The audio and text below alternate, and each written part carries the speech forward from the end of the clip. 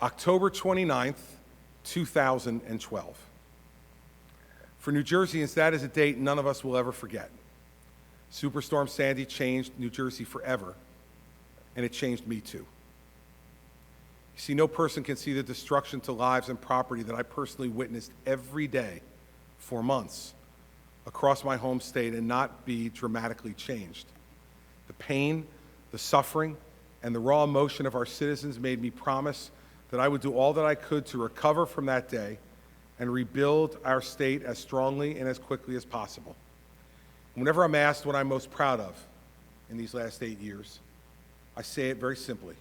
It's the days and weeks, months, and years since Sandy and the way our government handled it.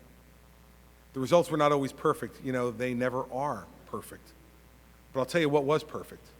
The effort, the compassion, and the focus of all the people in our administration every day for over 5 years. 365,000 homes significantly damaged or destroyed. Roadways in every corner of the state destroyed or impassable. 2/3 of the state without power for more than 2 weeks. Only a handful of gas stations opened. No water treatment or wastewater treatment plants operational across the state. Shelters that needed to be staffed and supplied to keep people alive. Thousands of tons of debris strewn throughout the state. People wet and tired and cold and scared. Leadership was needed, and leadership was provided from every sector of our state and our nation. Nonprofits, faith-based organizations, governmental entities, all answered our call for help. We were grateful then, and we are still grateful today.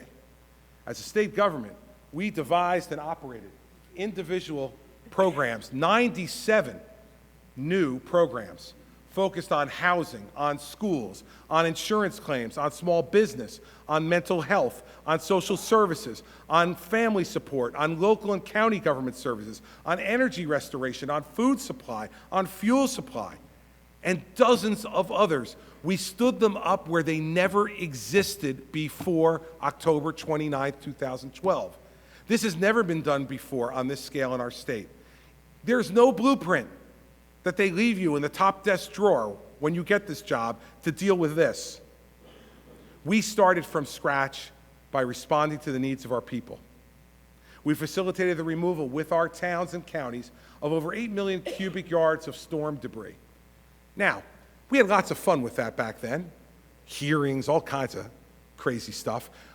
Now that we have some perspective and the politics of the moment is cooled, let me give you the facts on storm debris removal real quickly. It was completed within 100 days of the storm by the private contractors we hired at $50 per cubic yard. Let us compare that not to Louisiana, not to Mississippi, not to Florida. Let's compare that to New York and the same storm, who hired the Army Corps of Engineers to do the job. They paid $100 a cubic yard, double the cost for 1/8 of the debris, and it took twice as long to remove it. So let's make the record clear. We saved time and money for the people of New Jersey. That's the only way the recovery can start, is when the debris is removed.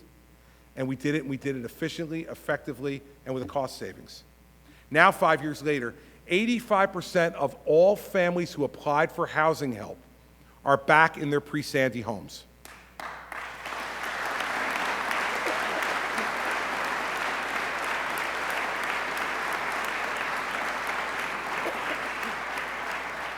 We have distributed $2 billion in housing assistance to those in need, $2 billion. For those who were living in flood-prone areas at the time and did not want to go home, at the direction of the DEP, Bob Martin, and his Blue Acres program, we have spent over $100 million to buy those homes at pre-storm values, to give those families a fresh start and to walk away from the nightmare of perpetual flooding and the damage and destruction to their lives and their property. We've built over 3,100 new affordable housing units, with another 2,600 under construction as we speak. $350 million was successfully distributed to families in aid to help them pay their mortgages, their rent payments, and their repair costs. We stood up for our devastated towns, especially at the shore, by creating a new program that provided $133 million in grants to towns to fund essential services like police and public works and education without property tax increases. And, by the way, we came back on the debris removal, and the 10% match that they had to pay to the federal government, we paid it, so that property taxes would not be affected. We secured $111 million in loans to bridge any gap a town had in providing their longer-term services. We helped citizens under stress by providing 60,000 of our citizens with behavioral health screenings. Over 3,500 people received drug addiction treatment for addiction that began because of Sandy. More than 10,000 families received psychological services through the schools or the community service centers arranged for by our administration. And to rebuild our small business community, which was devastated by Sandy, we developed new programs called Stronger NJ Business Loans and Stronger NJ Grants. We distributed $56 million in grants and $86 million in zero-interest loans to more than 1,200 businesses. Through these programs, we rebuilt our business community, and Moody's now concluded that 5 years later, the business community is stronger and more resilient than it was pre-Sandy. That helped us have our best tourism year ever, with over $44 billion in tourism spending in New Jersey. And we've invested to make sure the next storm that comes will not devastate us again, like Sandy did. For my friends in Ocean County, we rebuilt the destroyed Route 35 to a state-of-the-art standard of storm resilience. We established an energy resilience bank for over $200 million in rotating loans to do energy resilience projects. We were awarded $1.25 billion for New Jersey transit resilience projects. And I want to remind you, that was the highest award given to any of the 13 states that competed for those grants. 127 gas stations have now become completely energy resilient, so they can operate on generators in the event of another long-term power outage. Over $500 million has been invested in our wastewater treatment plant, so never again will a governor have to make the decision to dump raw sewage into our state's waterways because none of the wastewater treatment plants are working.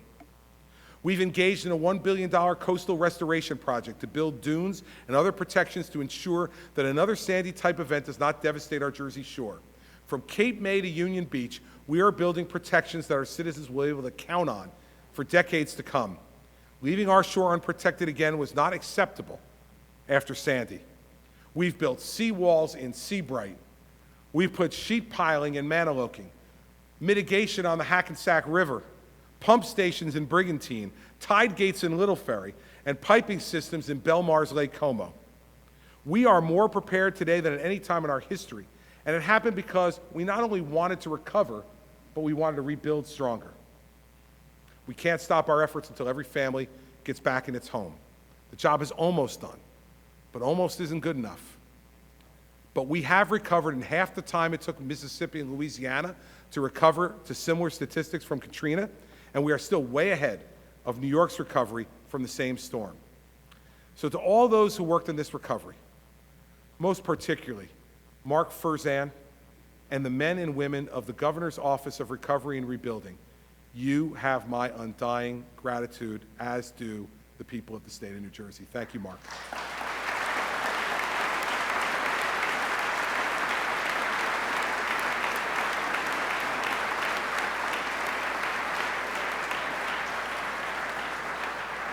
Superstorm Sandy was a defining moment of our last 8 years. It was our greatest challenge, and it provided us with our most satisfying personal and professional moments.